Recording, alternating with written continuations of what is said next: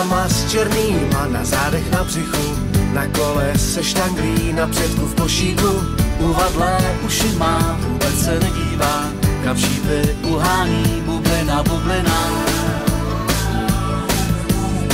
Dneska spí v posteli a rezek na zemi, a ten kluk na zemi zdá se mu obychly. Chytí ho bydlo hned s voňavým bohoušem, štětinou okoušem, fuj to byl hnusnej sen.